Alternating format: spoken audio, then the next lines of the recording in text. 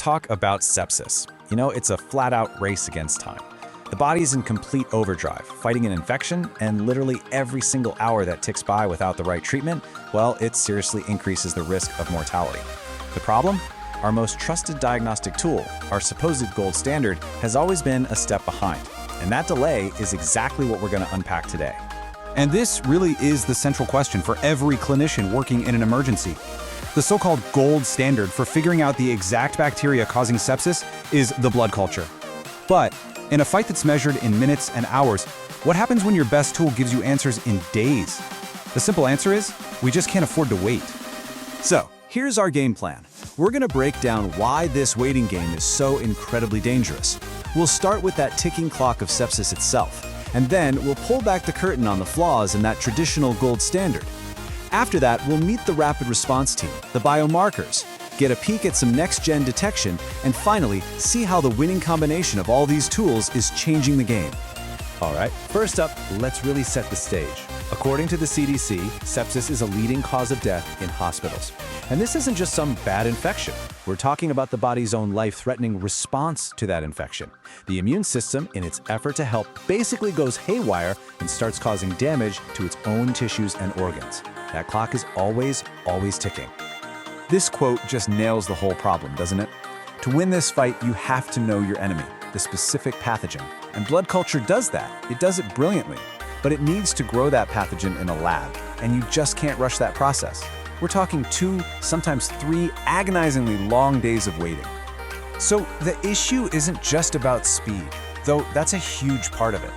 The truth is, the gold standard isn't foolproof. And in those critical first few hours, relying on it alone can feel like flying completely blind. Okay, so we've hammered on the slow turnaround time, but there's more. What about false negatives? I mean, if a patient got even 1 dose of antibiotics before their blood was drawn, the culture might come back clean, even with a raging infection. Then you've got the risk of contamination from the skin, and the fact that it's just not that sensitive in the very early stages. You start to see why we need a bigger toolkit. So yeah, let this number really sink in for a second. 1 to 3 days. In a condition where the risk of dying can go up with every passing hour, this is a massive and often dangerous delay. This is the gap that modern medicine has been racing to fill. And that brings us to the heroes of our story today, biomarkers. Honestly, think of them as an early warning system. While the blood culture is like the full, detailed forensic report, biomarkers are the first responders on the scene. They give us critical intel in real time about the battle that's happening inside the body. They absolutely change the game. And this timeline just illustrates their power perfectly. I mean, look at this. Within just 1 to 2 hours of a serious infection, interleukin-6 can start to spike. A few hours later, at 3 to 6 hours, procalcitonin levels rise. Now compare that to the 24, 48, even 72 plus hours you need for a blood culture ID. It's not even close. These markers give us a massive head start. Okay, first up in our biomarker lineup is procalcitonin, or PCT for short. Normally, our bodies produce almost none of this stuff. It's kept on a really tight leash. But when a bacterial infection hits, production just goes into absolute overdrive. So why is this so useful? Well, first, it rises fast. And second, it's pretty specific to bacterial infections, which can help doctors figure out if they're dealing with a bacteria or a virus. It's also a key player in what we call antibiotic stewardship. It doesn't just help start the right treatment, it also helps clinicians know when it's safe to stop it. And that's huge for preventing antibiotic resistance. Next, we've got C-Reactive Protein, or CRP. Now, this one's a more general marker. The best analogy is a smoke detector. It tells you there's a fire, some kind of inflammation, somewhere in the house, but it doesn't tell you exactly where it is or what started it. CRP rises a bit later than PCT, and like I said, it's not specific.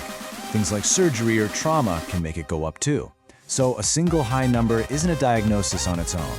But where it's incredibly helpful is for monitoring the trend over time. Seeing if that number is climbing or falling gives doctors a great idea of whether their treatment is actually working. Now for the speedster of the group, interleukin-6 or IL-6. This is one of the earliest alarms to go off. It reflects the very beginning of that intense immune response we sometimes call a cytokine storm. That's the moment the immune system basically decides to go nuclear, sometimes causing more damage than the infection itself. All right, finally, let's talk about lactate. Now, this is really important. Lactate is not an infection marker. It's what we call a perfusion marker. In simple terms, it tells us how well oxygen is being delivered to the body's tissues. When sepsis makes blood pressure crash and organs start to fail, oxygen delivery plummets and lactate levels shoot up as a result. A high lactate is a massive red flag for septic shock and a high risk of death. The Surviving Sepsis Campaign is crystal clear on this point. A level over 2 millimoles per liter requires immediate, aggressive action. It's a direct measurement of just how severe the body's crisis has become. So we had these amazing biomarkers giving us an early heads up, but what about identifying the culprit itself, just faster? Well, that's where next-generation tools come into play. This constant push for faster answers has led to some incredible molecular diagnostics that are completely rewriting the timeline. And this comparison just says it all. Instead of waiting days to grow bacteria in a petri dish, molecular tools like PCR panels can essentially find tiny little bits of microbial DNA right from a blood sample and just hit copy-paste a billion times. This means they can spot the bad guy without having to wait for it to grow, slashing that ID time from days down to just a few hours. But here's maybe the most important takeaway of this whole thing. There is no single magic bullet here. No one test is perfect. The real answer, the strategy that gives patients the best chance, is all about combining the strengths of every single tool we have in the toolbox. So the ideal modern workup really looks like this. It all starts with a sharp clinical assessment, just good medicine. Then you get a quick lactate level to check for shock.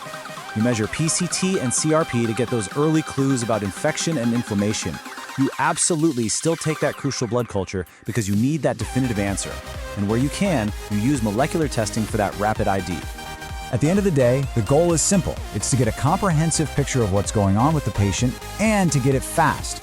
When you put them all together, these tools let clinicians detect sepsis early, figure out how bad it is, and make those life-saving treatment decisions long before that old gold standard result is even close to being ready.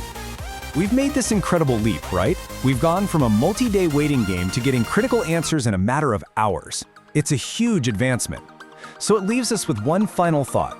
With diagnostics getting this fast and this smart, what's the next frontier going to be in the fight against sepsis? More personalized treatments? AI that can predict it before it even happens? The race is definitely far from over.